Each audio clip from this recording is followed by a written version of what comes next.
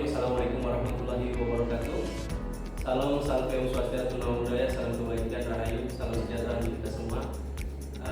Pertama-tama, mari kita panjatkan puji syukur kepada Allah Subhanahu Wa Taala karena berkat limpahan rahmat dan karunia-Nya kita masih bisa diberikan kesehatan serta kesempatan guna menghadiri atau sebutannya sosialisasi mekanisme penyelesaian perselisihan hubungan industrial oleh media perhubungan industrial yang pertama itu saya sendiri.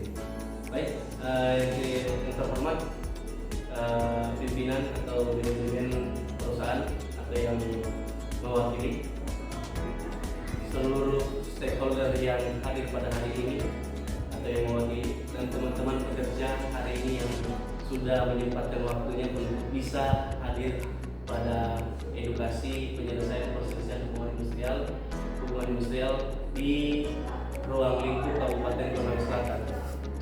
Baik, langsung saja mungkin saya akan menjelaskan terkait apa saja yang perlu kita ketahui untuk mekanisme penyelesaian perselisihan hubungan industrial tersebut.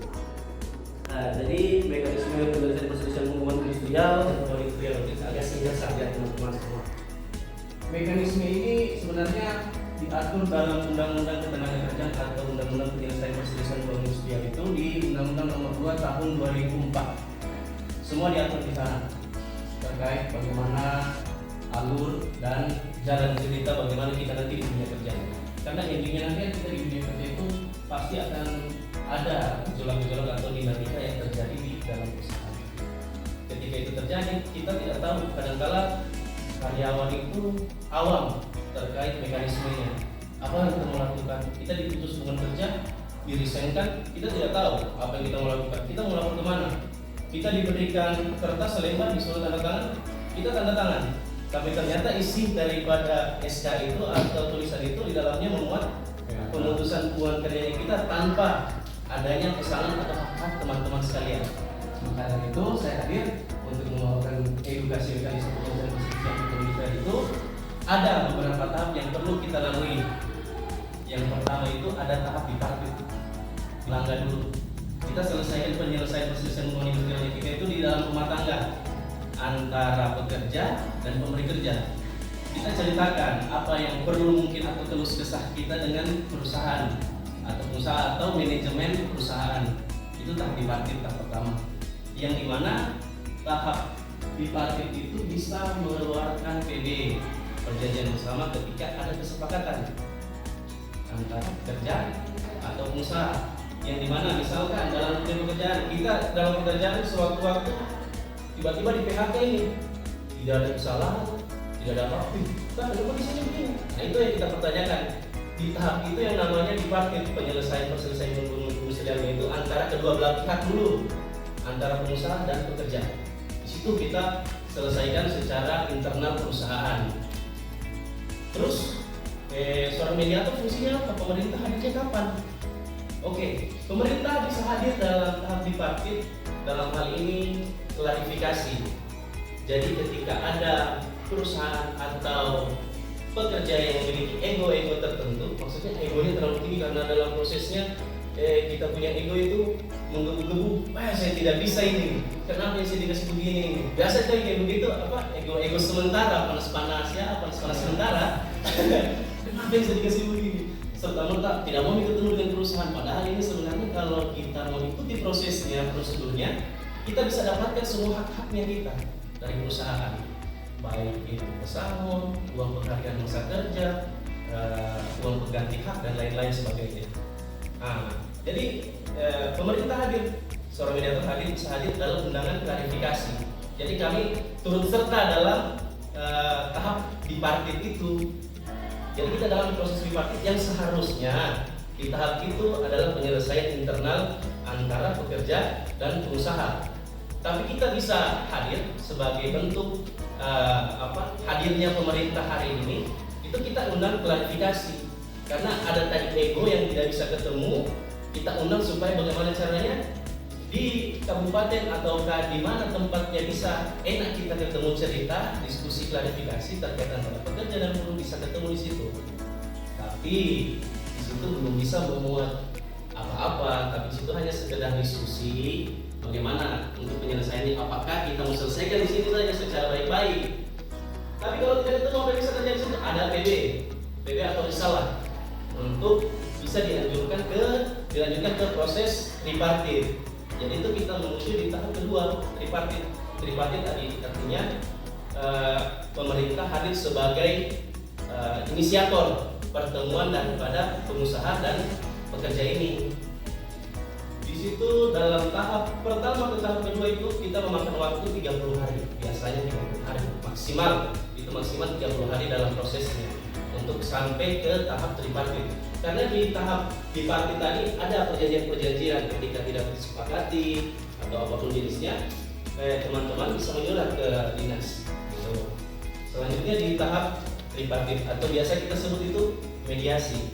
Mediasi ini kadangkala hadir orang-orang yang penuh dengan ego masing-masing. Kenapa?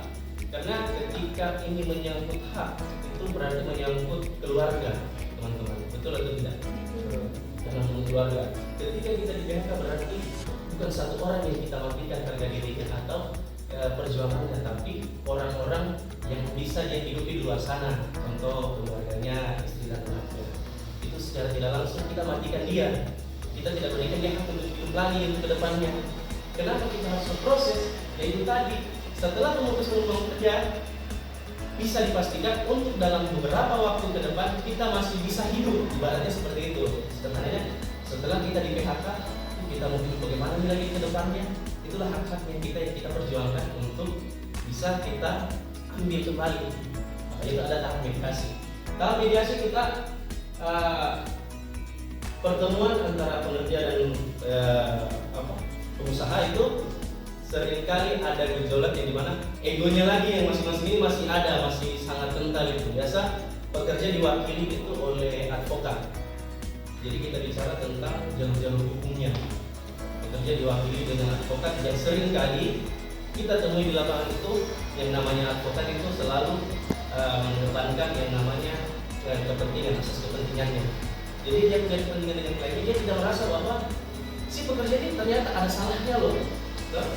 Kemudian pemberi kerja atau dalam tanda kutip ini perusahaan punya dana fasilitas yang cukup besar, otomatis dia juga tidak mau jalan kosong lah.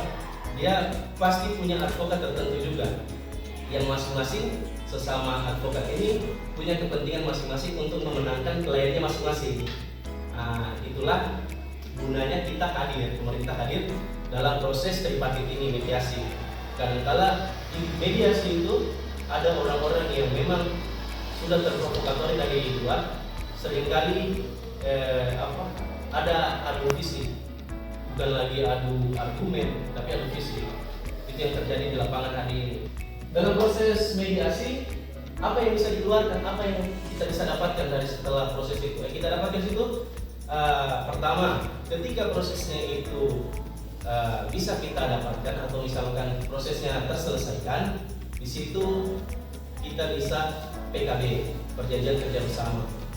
Entahkah itu dia sifatnya mengikat, sifatnya artinya mengikat dia pasti, artinya pekerja ini diberikan opsi, entahkah dia dipekerjakan kembali atau haknya itu diberikan.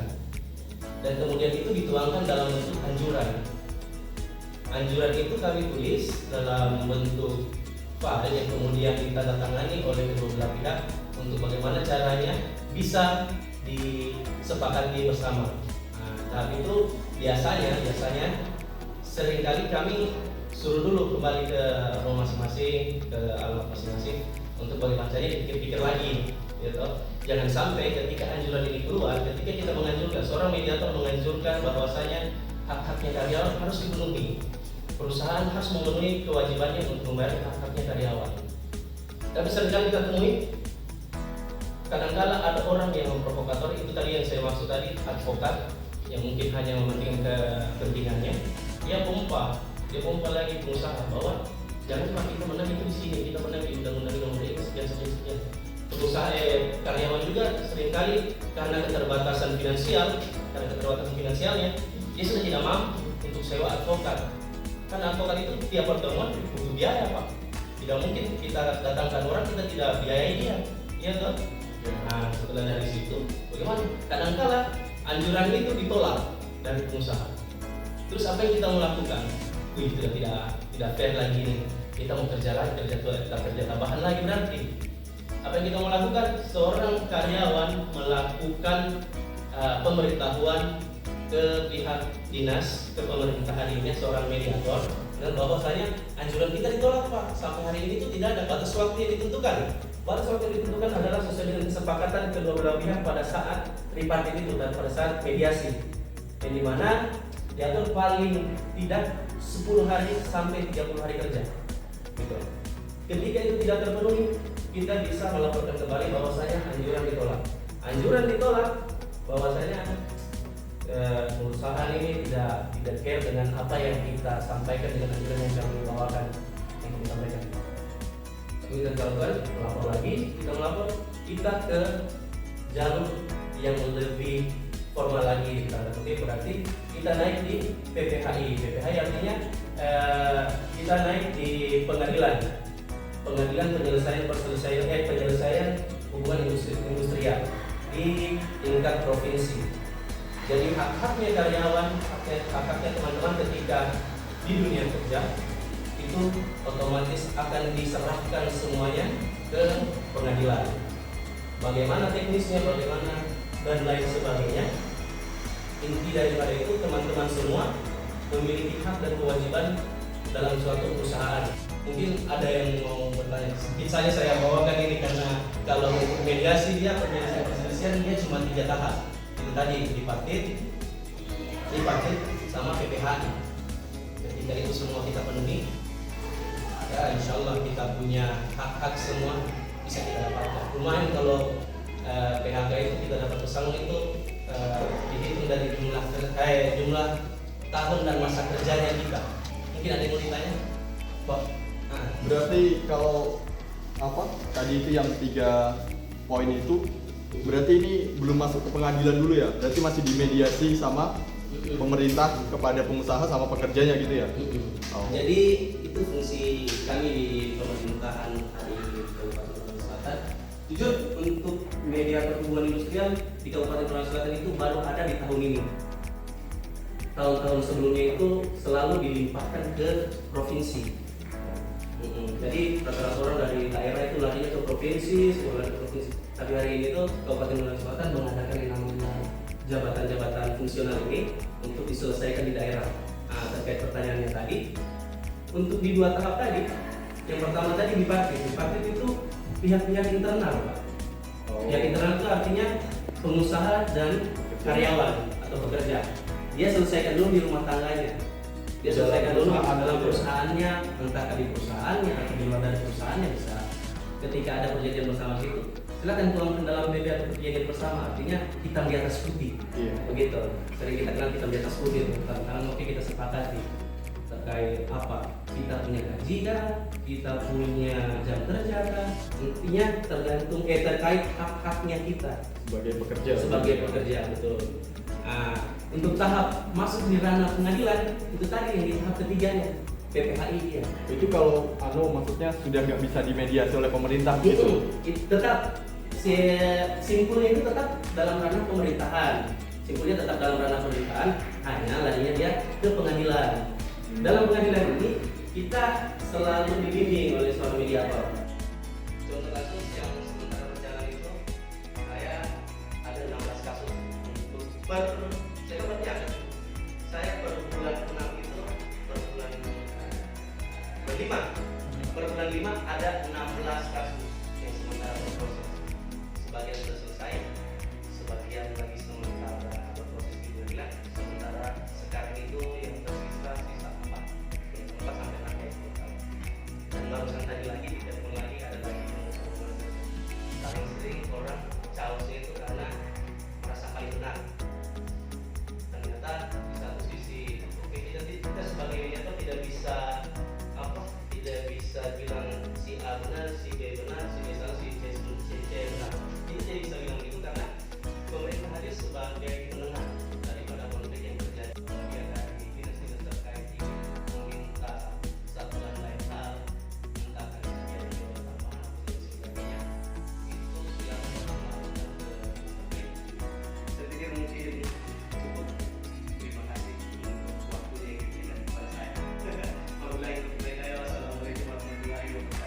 Waalaikumsalam warahmatullahi wabarakatuh.